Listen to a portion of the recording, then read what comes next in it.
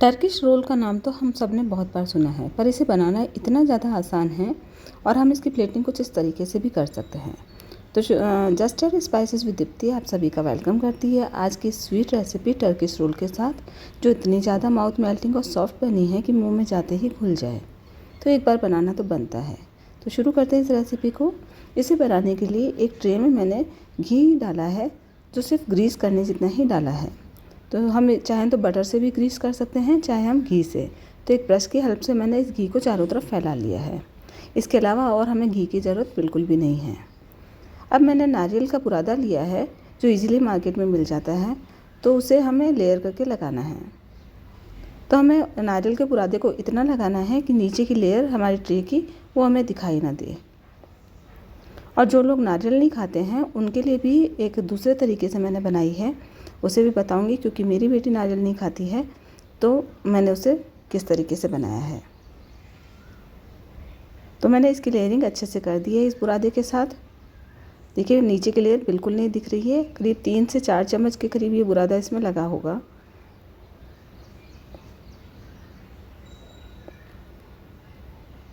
अब ये लेयरिंग होने के बाद एक स्पैचुला की हेल्प से हम इसे दबा दबा कर इस ढंग से अच्छे से प्रेस करके लगा देंगे, ताकि कहीं से भी उठावा ना रहे। अब मैंने 2 कप दूध लिया है, तो उसमें से मैंने थोड़ा सा दूध अलग रख लिया है।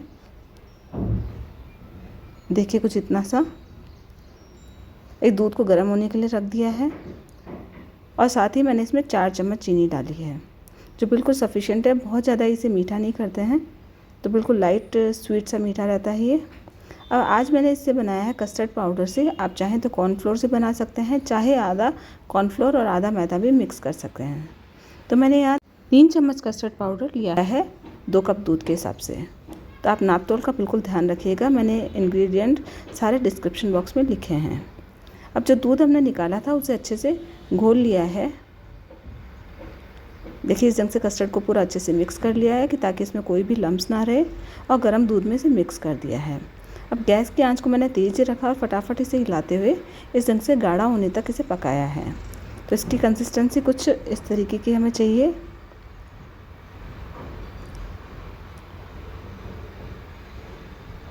इसे कम से कम 3-1 मिनट हमें लग जाते हैं पकाने में। तो ये देखिए अभी बिल्कुल गाढ़ा हो गया है।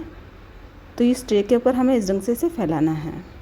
और जो लोग नारियल नहीं खाते हैं उनके लिए मैं बता दूं कि मैंने ब्रेड ली थी 2, उससे मैंने मिक्सर ग्राइंडर में पीस के उसकी लेयरिंग की थी। तो वह उसे भी आप कर सकते हैं। तो दूसरी ट्रे में मैंने इसी ढंग से सेट किया है। अब उसकी लेयरिंग सेट होने के बाद मैंने आधा कप व्हिप क्रीम ली है। यहाँ पर आप अमूल की क्रीम भी यूज़ कर सकते हैं। तो ऐसे आप हैंड विस्कर की हेल्प से भी कर सकते हैं और इलेक्ट्रिक बीटर की हेल्प से भी कर सकते हैं। कुछ हमें इस ढंग से इतना व्हिप करना है कि ये देखिए अच्छे से इसमें पीक्स बनने लगे, जैसे हम केक की क्रीम करते हैं। अगर आप अमूल क्रीम यूज़ कर रहे हैं तो उसमें आपको चीनी ऐड करनी पड़ेगी, लेकिन व्हिप क्रीम में ऑलरेडी चीनी मिक्स होती है, तो इसलिए मैंने ऐड नहीं की है। और इसमें एसेंस भी ऑलरेडी डला होता है वनीला, तो इसलिए मैंने एसेंस नहीं डाला है। अगर आप अमूल की क्रीम यूज़ कर रहे हैं तो आप एसेंस ज़रूर डालिएगा। अब मैंने यहाँ कलर देने के लिए लिक्विड फूड कलर यूज़ किया है, पिंक कलर का। तो आप अपनी चॉइस से दूसरा भी ले सकते हैं, बट मुझे पिंक अच्छा लगा इसलिए मैंने लिया है। तो अभी मुझे लाइट लग रहा है, तो थोड़ा सा और कलर मैंने इसमें ऐड किया है। अब देखिए व्हिप क्रीम बिल्कुल रेडी हो गई है। इसे कलर को भी अच्छे से मिक्स कर लिया है। और ये अभी हमारा जो लेयरिंग किया था कस्टर्ड का, वो भी देखिए अच्छे से सेट हो गया है। अभी हमारी फिंगर पे ये नहीं चिपक रहा है। इसी ढंग से दूसरी वाली ट्रे को भी हम देख लेते हैं। देखिए बिल्कुल भी फिंगर पे नहीं आ रहा है। ये दूसरी ब्रेड की जो लेयरिंग थी उस पर भी अच्छे से सेट हो गया है।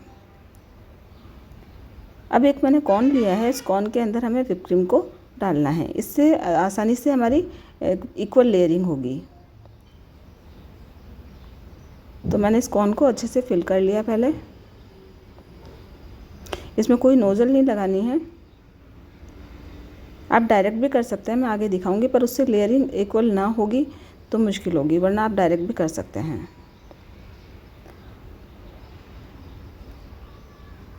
तो इसे फिल करने के बाद कुछ इस ढंग से हमें इसके ऊपर लेयर करना है।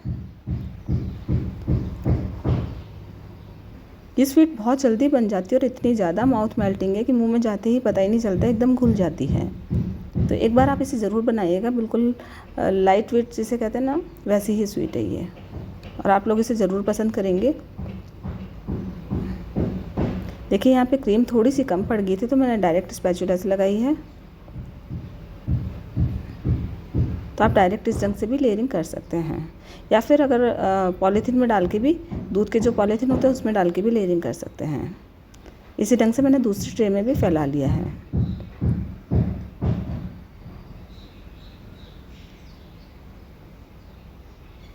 ये देखिए कुछ इस तरीके से। अगर आपको मेरी रेसिपी अच्छी लग रही हो तो इसे लाइक शेयर करें और मेरे चैनल को प्लीज़ सब्सक्राइब कीजिए।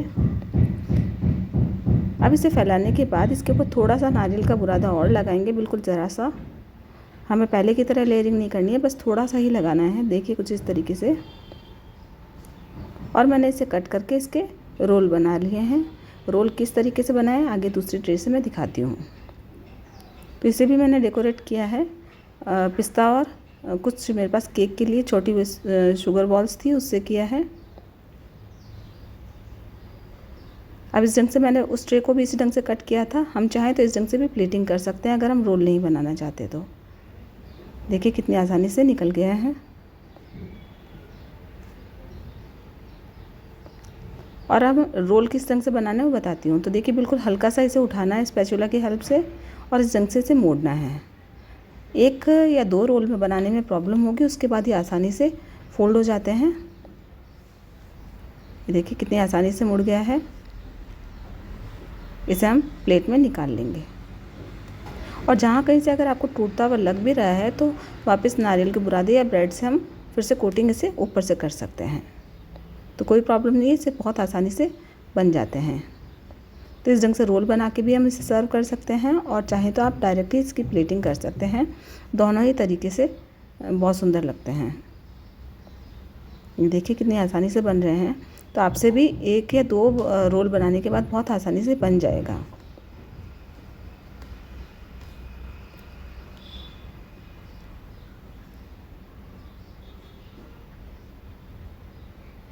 ये देखिए मैंने 3 रोल बना लिए हैं। इसी ढंग से बाकी के भी रोल बना के तैयार कर लिए हैं। अब इन्हें गार्निश करने के लिए मैंने पिस्ता का यूज़ किया है। आप कुछ और भी ऊपर लगा सकते हैं। और साथ ही मेरे पास जो ये कलरफुल बॉल्स थी केक के लिए यूज़ करती हूँ, उसे ही मैंने इसे डेकोरेट कर दिया है। तो ये हमारे टर्किश रोल बनकर बिल्कुल तैयार हैं। देखिए कितने ज़्यादा सॉफ्ट बने हैं। आप भी इसे ज़रूर बनाइए, और बहुत डिलीशियस बने थे। तो आप दोनों ही तरीके से इसे बनाकर प्रेजेंट कर सकते हैं। Thanks for watching my channel.